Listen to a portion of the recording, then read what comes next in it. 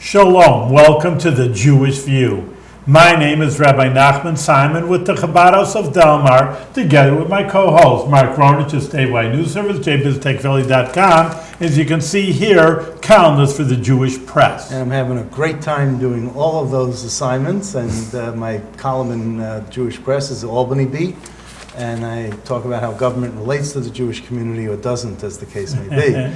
But today we're going to have a history lesson today. There you go. And with us is the Albany City historian, Tony Opalka. Welcome to the Jewish View. Thank you, gentlemen. And I understand you prepared something special. As Albany City historian, you deal with many cultures, Italian, Irish, Dutch, but you got something special for the Jewish community. I do. So, yeah, a few years back, there was a history fair, and the presentation was about the South End and the Jewish community of Albany. And the two are so intertwined that you really can't talk about one without talking about the other. But the South End, as we remember it, of course, is the 20th century, maybe even late 19th, but the Jewish community in Albany goes back more than 300 years to the 1650s, when the first Jews arrived in New Amsterdam. And they had left Europe during the Spanish Inquisition, went to Brazil, and then finally ended up in the New World. And the Dutch were reputedly very tolerant of other religious organizations, so they found a home here in New Netherland, New York City, of course, called New Amsterdam at the time, and Albany, called Beverwyck at the time. And later, about 10 years after the first arrived, the English took over the Dutch claims and changed the name of Beverwyck to Albany. So that's the city that we know now. What is it, Fort Orange?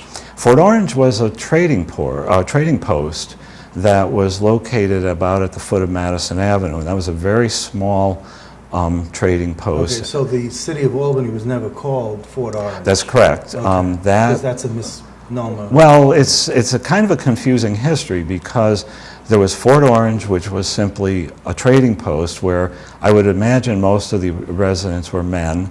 They came over, trapped furs, and because beaver pelts were very much in demand in Holland and Europe generally, and probably were never expected to stay permanently.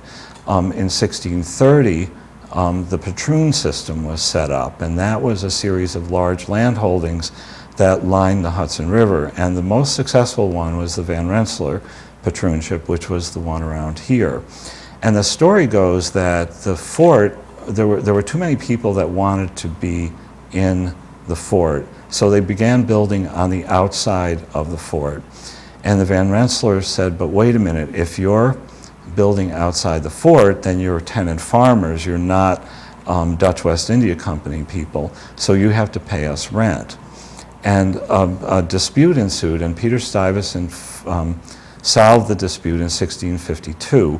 The way it's told is that he shot a cannon in 3 directions from Fort Orange, and where those cannonballs fell were the jurisdiction of the Dutch West India Company. And beyond that was the Van Rensselaer colony, where the tenant farmers had to pay an annual rent.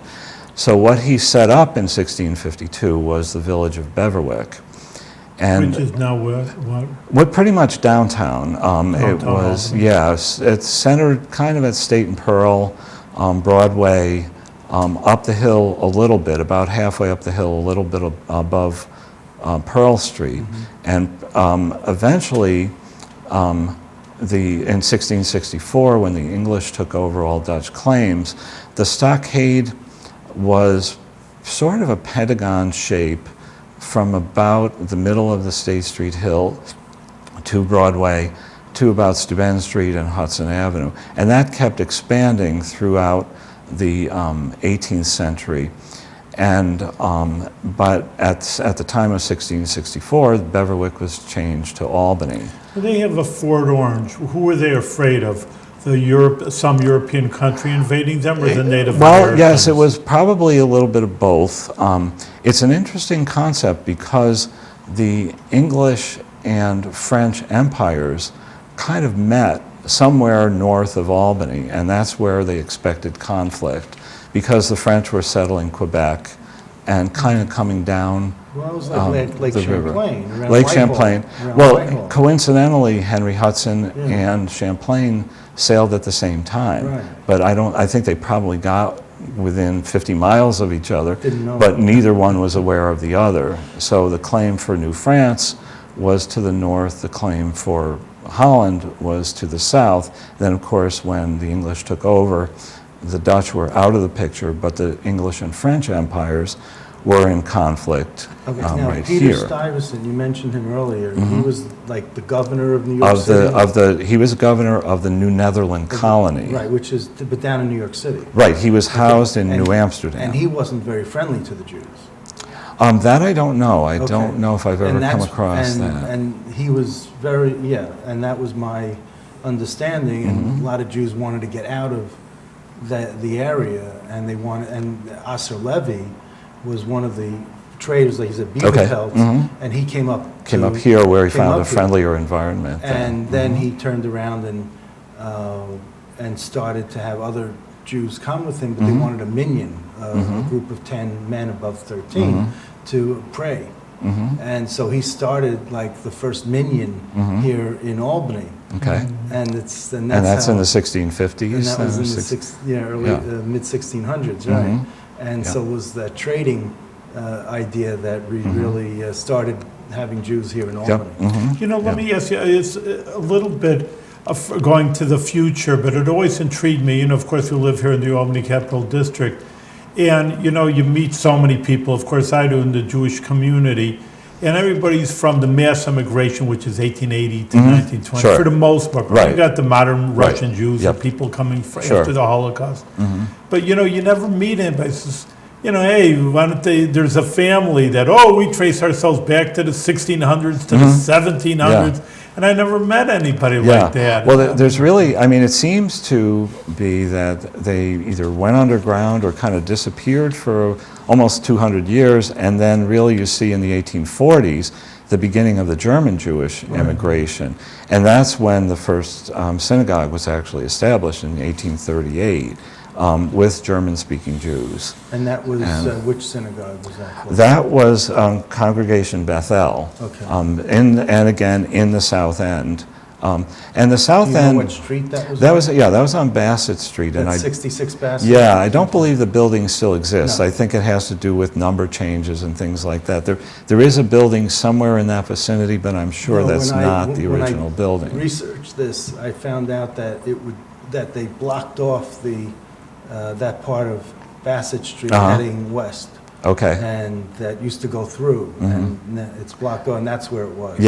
Yeah, it's hard to know, where, so much has changed in the Because South Bassett End. ends at 787. Right, in and the then south, South right. Pearl on the other end, Right. yeah. So it's it's part of. it's somewhere in there. Somewhere in there. So you got a 3-block Yeah. radius to Right. figure it out where Right. it was. So And- you know approximately. Yeah, it was on Bassett Street. Right. We know that much.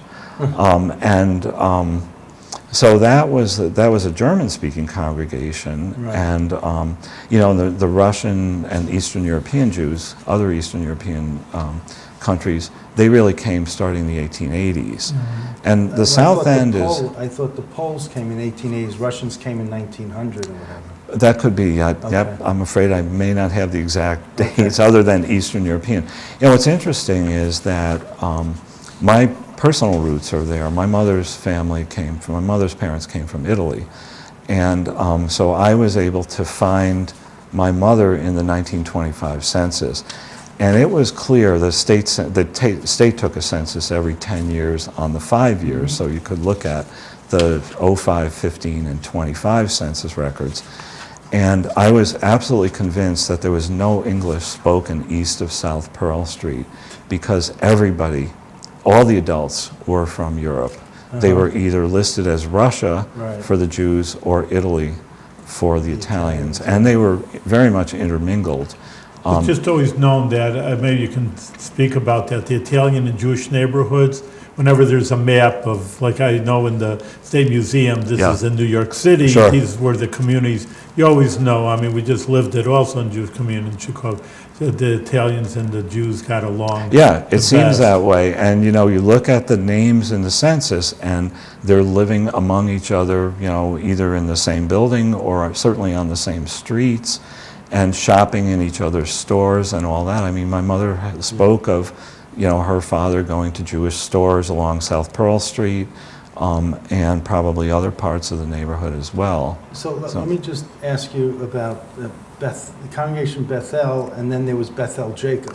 Yeah, and interestingly enough, they were only 3 years apart. Okay. Bethel being 1838, Bethel Jacob, formed by 3 members and 8 seat holders of Bethel, splitting off for religious reasons a more stringent Orthodox orientation for Bethel Jacob. And apparently Bethel used the German rite, whereas Bethel Jacob used the Polish rite. So I think that goes along with what you said earlier about the Poles being the first, The second wave the first of the Eastern Europeans, but the second wave of Jews after the Germans. And so there were 2 similarly named synagogues, Bethel and Bethel Jacob. I mean, they couldn't come up with some other name. You know? And then there was later on United Brethren, which was Agudas Achim. And was that the Russian? I believe so. Yeah. Let me just check my notes here.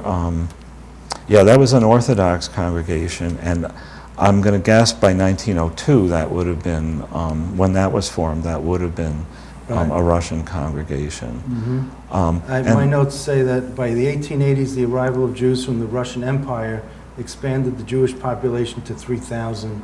Further immigration of Russian and Polish-speaking Jews increased the community to 4,000 in 1900, 10,000 in the 1920s. So this is all in Albany. Sure, yeah. And that would figure, and probably the vast majority of them were in the South End. No, they were all in the South End. Where they came. There is, I mean, it's a great immigration history in the South End because it really did illustrate the waves of succession, of immigrant succession, that reflected the national trends. In Albany, you know, you had Dutch. Maybe you didn't have that in other parts of the East Coast, but Dutch and English first, followed by German and Irish, followed by Italians and Jews, followed by African Americans.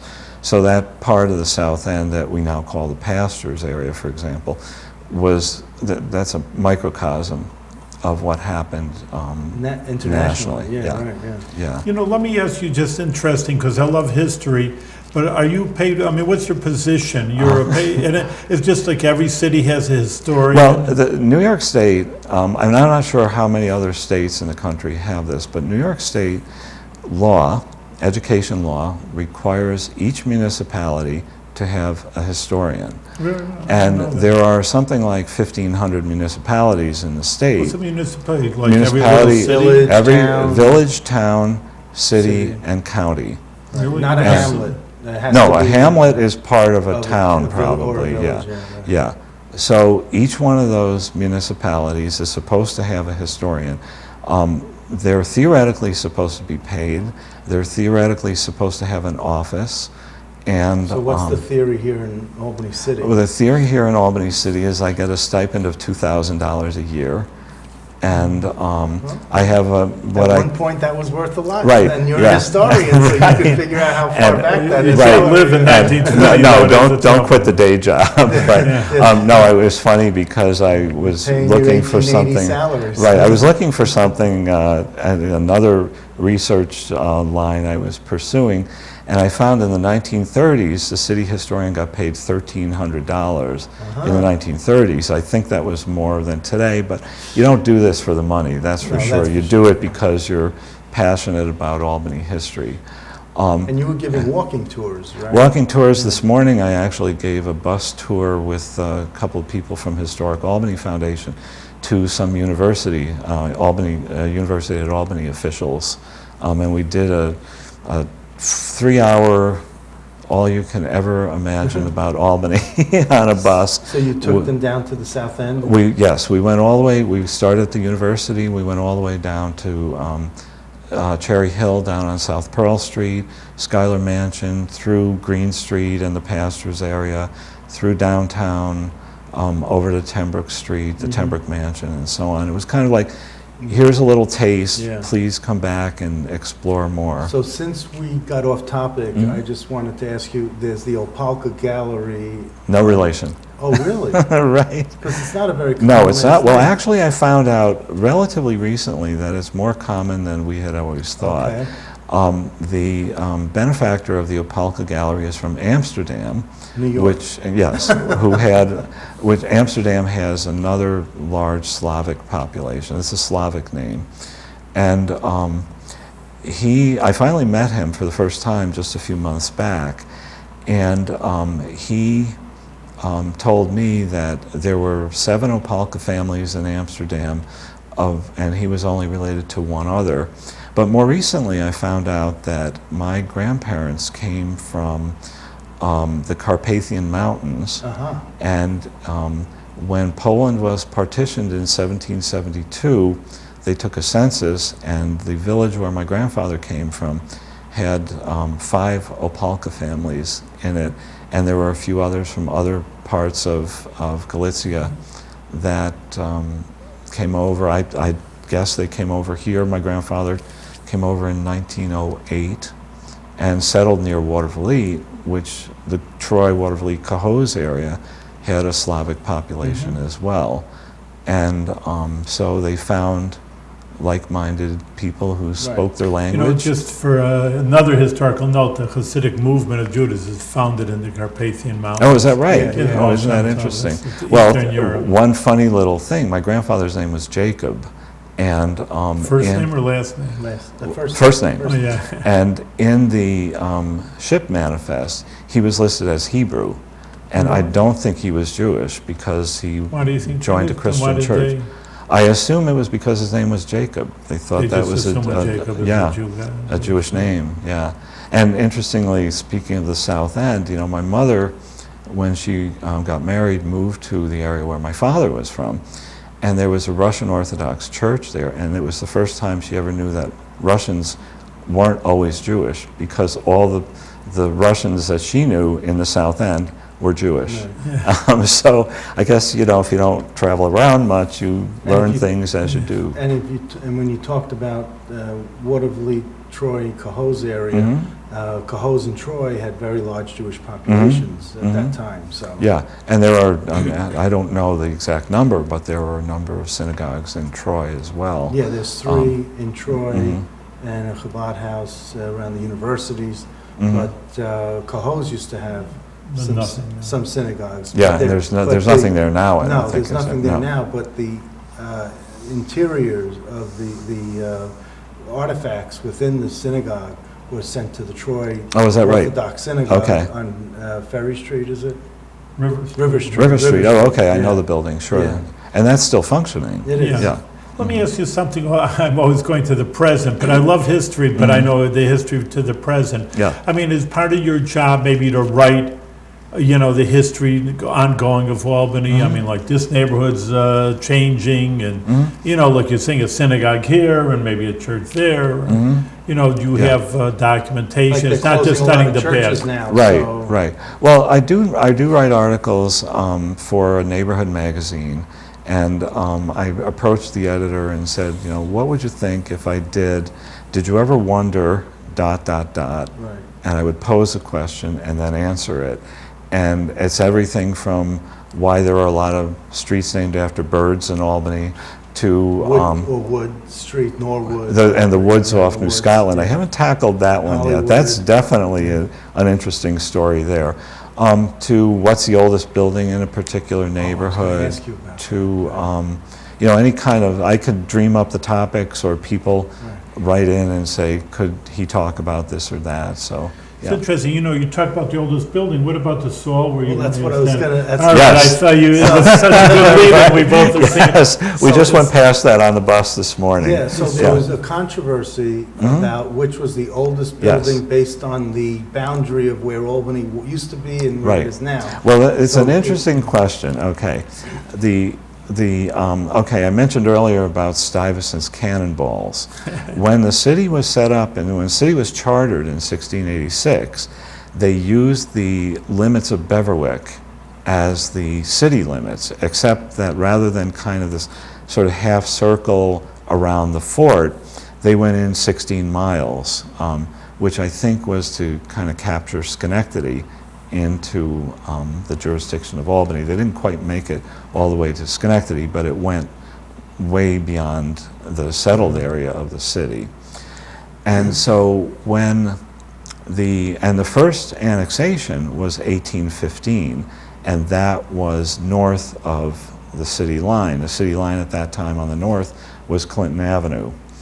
So the building at 48 Hudson, which was last the Saul Equipment Company, was built within city limits, and it's dated through tree ring dating to 1728.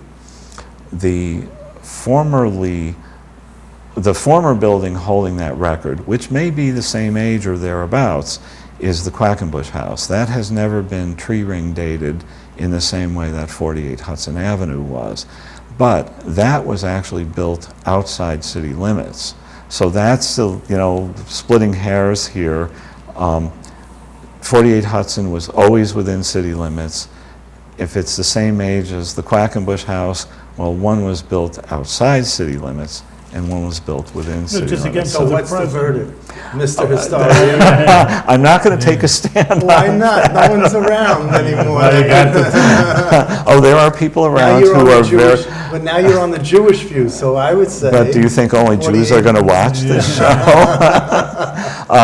I will not take a stand on that. I will say that it is possible that the buildings are close, very close in age. Okay. And but there has been no tree ring dating of Okay. the And the Quackenbush House. Quackenbush House is still in use.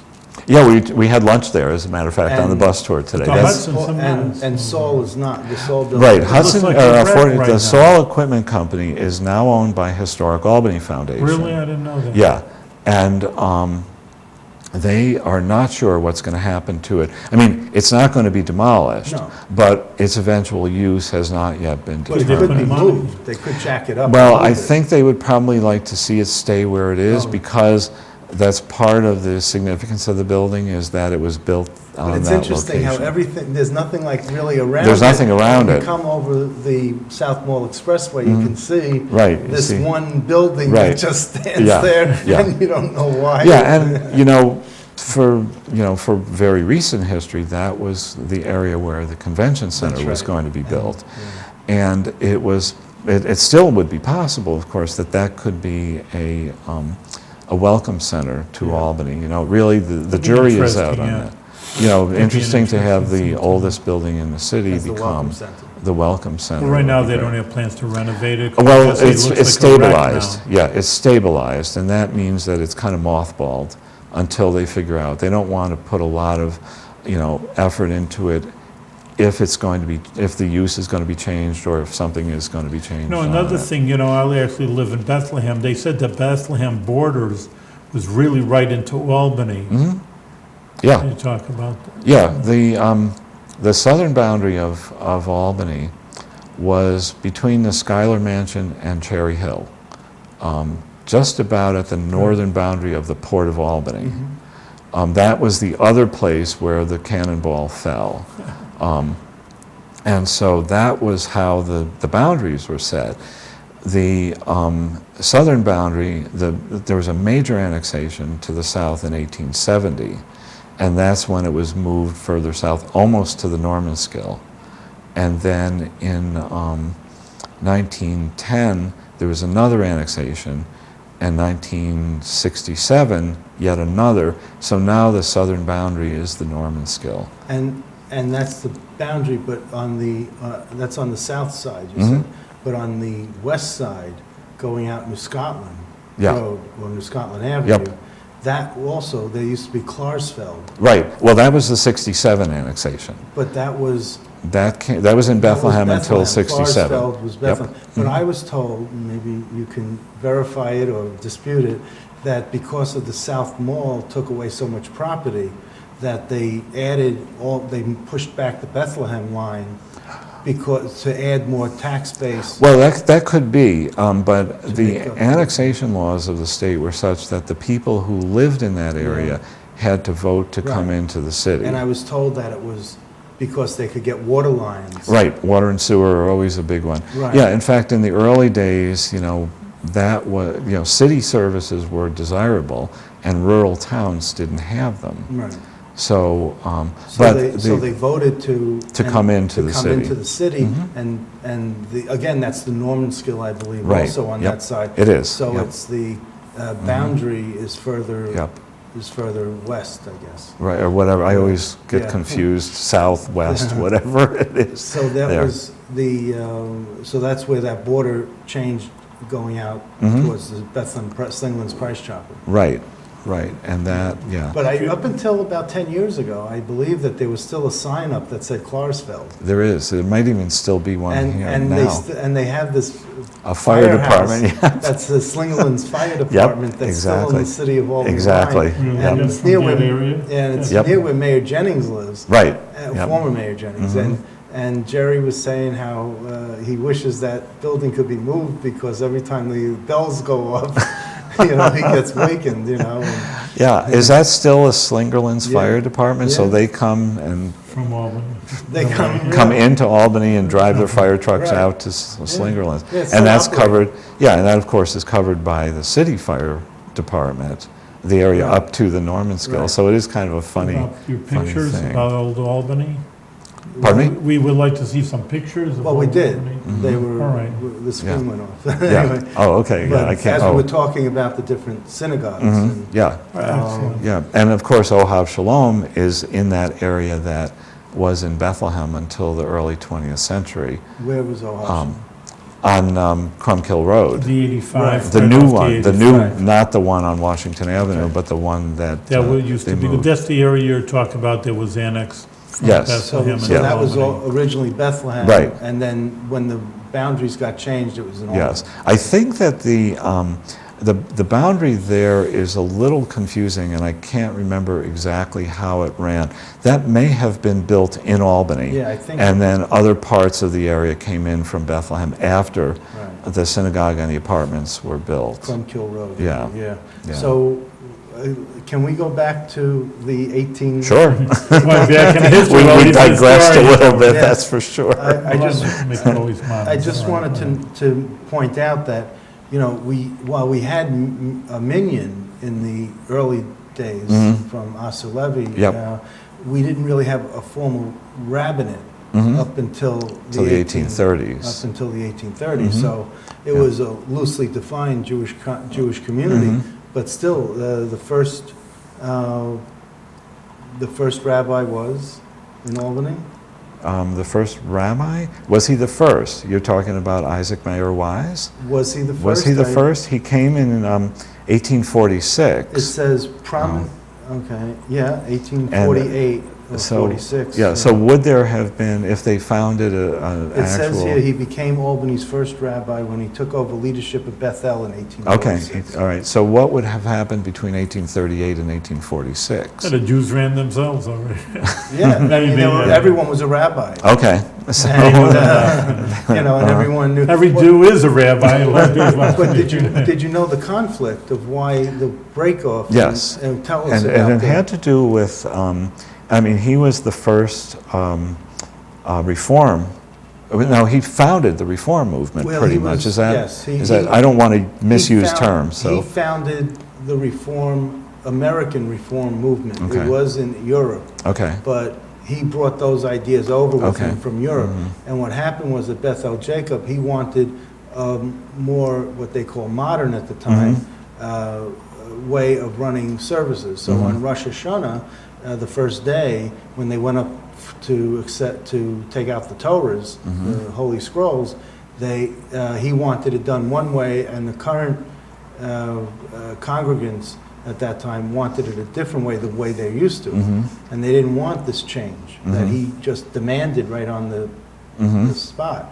So they got into this pushing match and this fight that rolled out into the street. Yep. And the police came, Yep. and they broke up the fight, and that was the end of services. Mhm.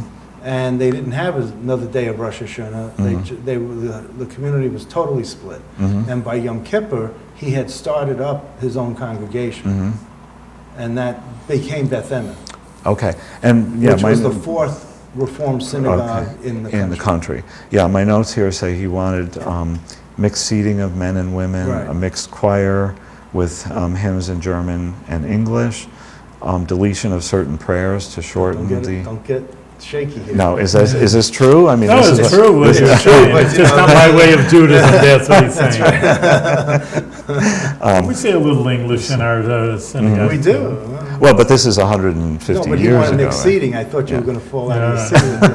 seating. That's the reformers, So- reformer conservatives. So- they have that. Yeah. Yeah, and so he formed Anshe Emeth in 1851. Yeah, and then they bought a former church on South Pearl Street, and apparently too he was the first one to use pews in a service so that people actually sat. So before that, people stood for the entire No, service. Bethel Is that- Jacob has pews. Oh, okay, but it did And it from the. upstairs, they still have the nameplates on the back of the Yep. pews of people who bought their seats Yeah. From 1800s? in the 1800s. But what year? Was it after 1851? No, Oh, before that, okay. right. It was the original plates, and you know the stained glass windows that are in the Herkimer Street Synagogue are, you know, I'm trying to get them removed and replaced, and it's costing $50,000 just to do that. But it's another $50,000 that the church elders want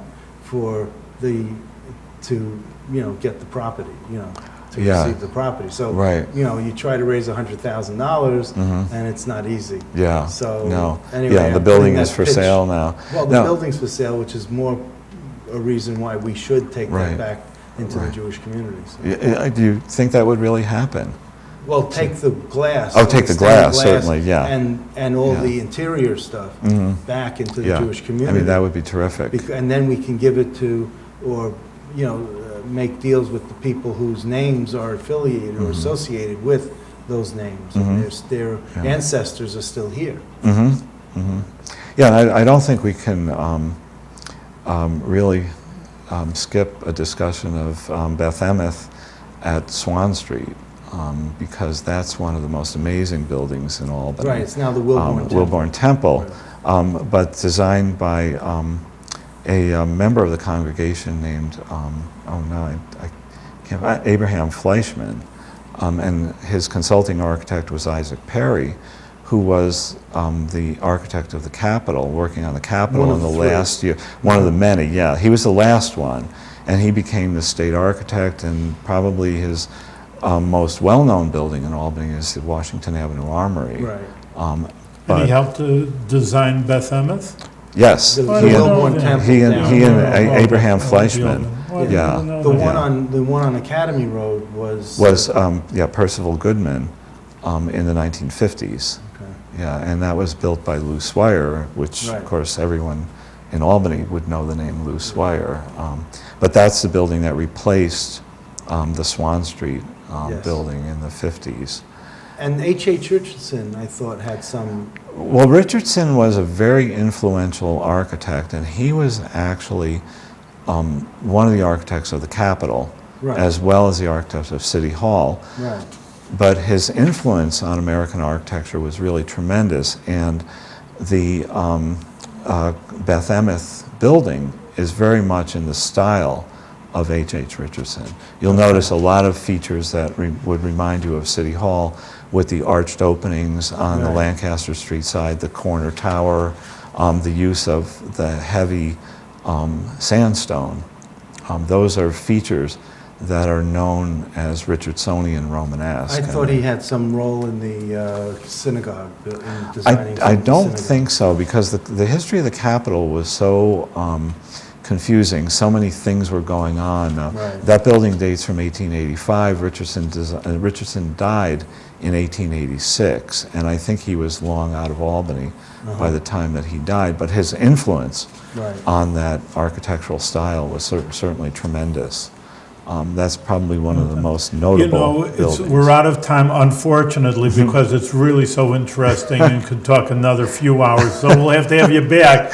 But we just want to thank you, Tony, for being on the Well, Jewish View. you're welcome. And dealing with history, because I really feel that history is important. As Jewish history is important. Everybody's history. You don't know where you're going if you don't know where you're coming from. Right. And continue with your good work. Glad we Okay. got this on the record. Well, thank you. And especially Thanks the for having cannonball me. story. Right. Thank Yeah, you. there are some interesting stories for sure. Thanks for the time. Thank you very much. Appreciate it. Thank you. Okay.